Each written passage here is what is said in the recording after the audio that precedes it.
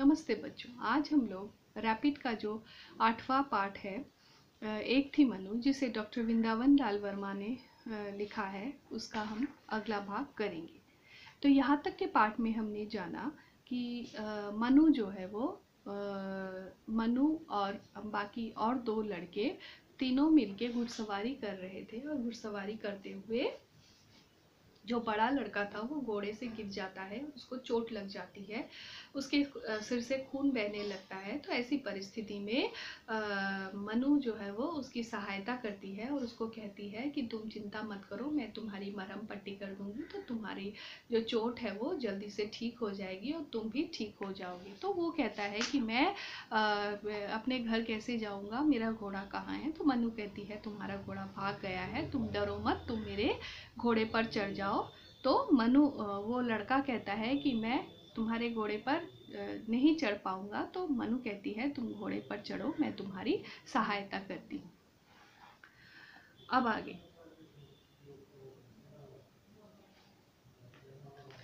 बड़े लड़के ने कहा कि मैं जो है वो घोड़े पर नहीं चढ़ पाऊंगा। तो मनु ने कहा मैं साध लूंगी, उठो नाना उठो।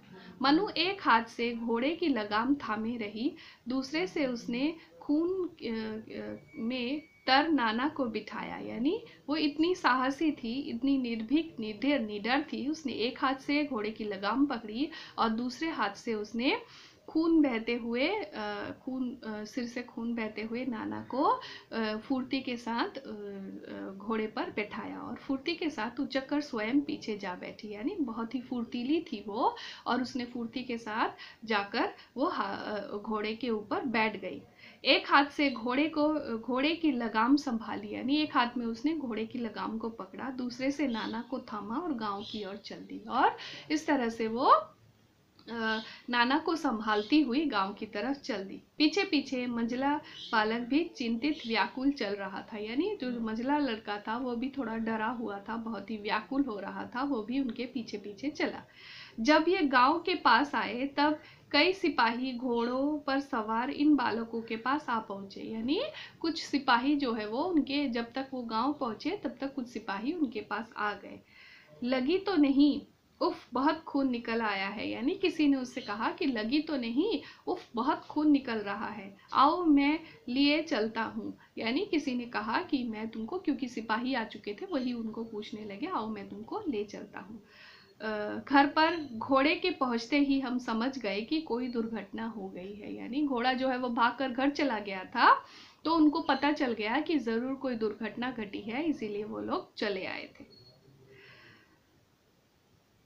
इत्यादि उद्गार इन आगंतुकों के मुंह से निकले। इन लोगों के अनुरोध करने पर भी मनु नाना को अपने ही घोड़े पर ले गई। यानी ये लोग बहुत अनुरोध करते रहे कि हमें हमारे घोड़े में नाना को दे दो, हम उन्हें लेके चलते हैं। लेकिन मनु ने कहा कि नहीं, मैं ही इनको लेकर चलती हूँ, आपको ज्यादा चिंता करने की जरूरत नहीं है। पहुंचते ही कोठरी के इन लोगों के अनुरोध करने पर भी मनु नाना को अपने घोड़े पर ही लेकर आई। पहुंचते ही कोठी के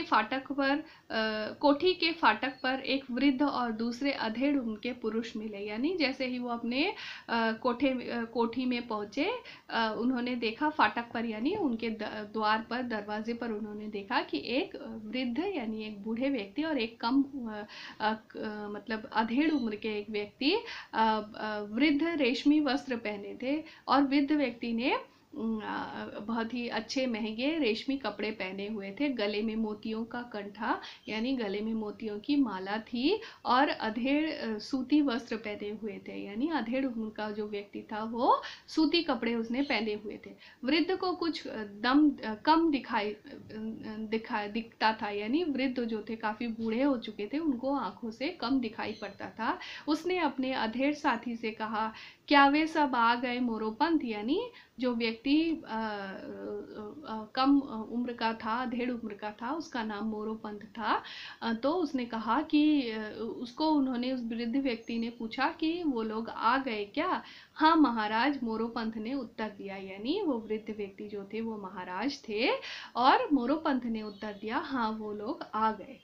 जब वे बालक और नजदीक आ गए तो मोरोपंथ नामक व्यक्ति ने कहा, अरे यह क्या, मनु और नाना साहब दोनों लहूलुहित है। यानी जब वो लोग सामने आए तो जो मोरोपंथ नामक व्यक्ति थे उसने कहा, ये क्या मनु, ये क्या हुआ? और नाना के को दोनों को खून बह रहा है, दोनों, क्योंकि वो पीछे बैठी थी, उसने भी उसके हाथ से उसके सिर को थामा था, उसके हाथ में भी खून लगा था, इसीलिए उसने पूछा कि दोनों दोनों जो है वो खून लहूलुहान है, यानी खून से लथपथ हैं।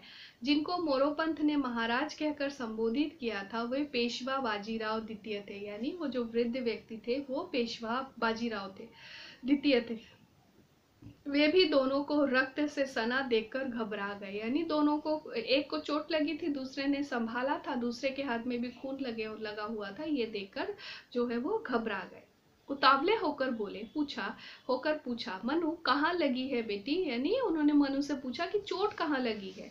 मुझको तो बिल्कुल नहीं लगी काका। यानी उसने कहा कि मुझे चोट नहीं लगी है। मनु ने जरा मुस्कुराकर कहा, नाना को अवश्य चोट आई है परंतु बहुत नहीं है। यानी उसने बहुत ही चीज को बहुत ही इजीली, बहुत ही हल्का सा लेकर कहा कि उसको चोट लगी है, लेकिन नाना को चोट लगी है, लेकिन बहुत ज्यादा चोट नहीं लगी। कैसे लगी मनु? बाजीराव ने प्रश्न किया। यानी अब बाजीराव ने पूछा कि नाना को चोट कैसे लगी। कोठी में प्रवेश करते करते मनु ने उत्तर दिया। यानी वो अंदर आ रही थी और अंदर आते आते ही उसने उत्तर दिया, साधारण सी बात थी। यानी बहुत ही हल्की सी साधारण सी बात थी। घोड़े ने ठोकर खाई, वह संभल नहीं सके, जा गिरे। यानी कैसे लगी चोट? घोड़ा जो है वो ठोकर खा गया और पीछे जो बैठा हुआ था उसने अपने आप को अपने आप को संभाल नहीं पाया और वो लोग नीचे गिर गए। घोड़ा भाग गया, ऐसा भागा कि मुझको हंसी आ गई। यानी घोड़ा जो है वो डर के मारे वहां से भाग गया। वो बहुत ही खुश हो के नाच के कहने लगी कि घोड़ा भाग गया, ऐसा भागा कि मुझे हंसी आ गई। मोरोपंत ने मनु के इस अल्हड़पन पर ध्यान नहीं दिया, क्योंकि वो बहुत ज्यादा चिंतित थे। नाना को चोट लगी थी, इसीलिए वो उसके इस बचपने पर उन्होंने, उसकी हंसी पर उन्होंने उसका ध्यान नहीं दिया। नाना को मनु